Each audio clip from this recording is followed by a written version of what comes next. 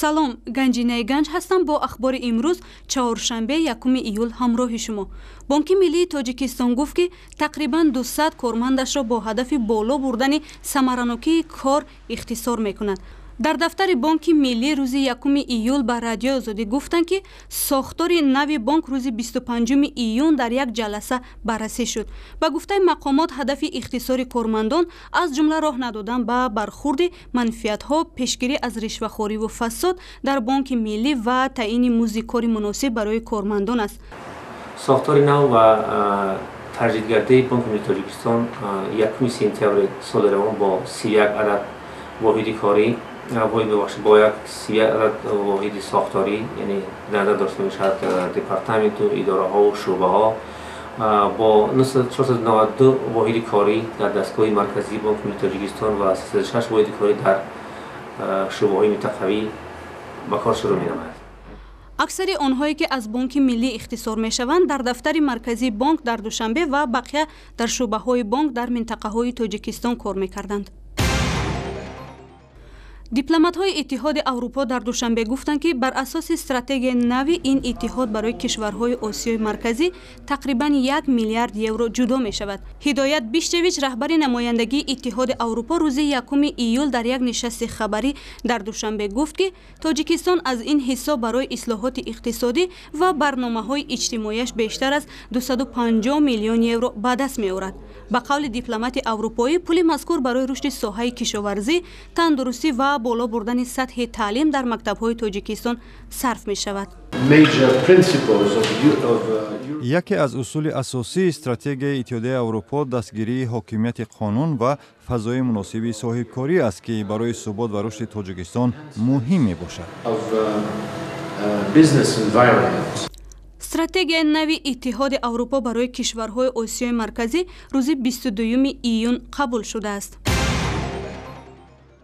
дар пойтахти Арманистон шаҳри Ереван намоиши эътирозӣ алайҳи тарҳи боло бурдани қимати нерӯи барқ рӯзи 10 аст ки идома дорад. теъдоде аз тазоҳургарон дар яке аз кӯчаҳои марказии шаҳр монданд ва нерӯҳои полис вазъро дар майдон назорат мекунанд.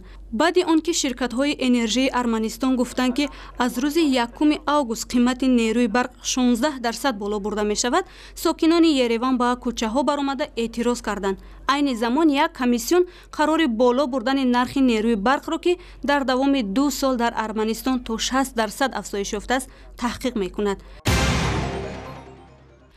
айбдоркунандаи давлатӣ дар парвандаи Саидмаҳдихон Сатторов маъруф ба Шайх Темур аз додгоҳ хостааст ин рӯҳониро ба 18 соли зиндон маҳкум кунад. муҳокимаи Саидмаҳдихон Сатторов маъруф ба Шайх Темур рӯзи 30 июн дар боздоштгоҳи додгоҳи олӣ дар Душанбе идома ёфт.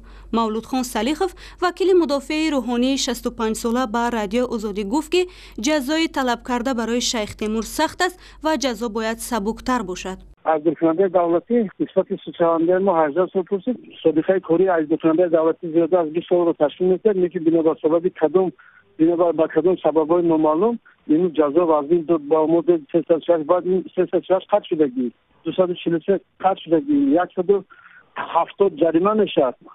Саидмаҳдихон Сатторов, сокини ноҳияи Турсунзода, ба тамаҷҷӯӣ, бисёрзанӣ, ишғоли худсаронаи замин муттаҳам мешавад. ӯро 16 феврали ҳамин сол дастгир карданд. пеш аз ин дар телевизиони Тоҷикистон филме нашр карда ва гуфтанд ки рӯҳонии 65сола 7 зан дорад ва соли 2012 номи худро дар ҳуҷҷатҳои расмияш аз Темур ба Саидмаҳдихон иваз карда ва даъвои пайғамбарӣ мекунад.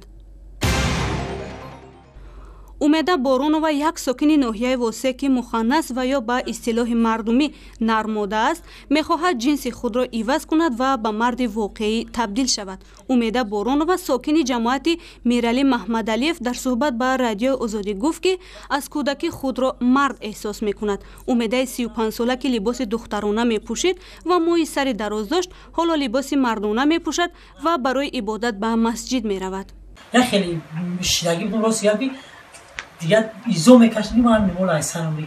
Умеда Боронова барои тағйири ҷинсаш дар шиноснома ба шӯъбаи умури дохилии минтақаи Кӯлоб ариза додааст, вале мушкилаш ин аст ки пули кофӣ барои ин ҷарроҳӣ бисёр мушкил надорад ва ба афроди хайрхоҳ умед бастааст. ва ахбори аз ин ҳам бештар дар вебсайти радиои озодӣ дар саҳифаҳои мо дар фейсбук, твиттер ва ютуб ва ҳам заминаи махсуси радиои озодӣ барои телефонҳои ҳамроҳ.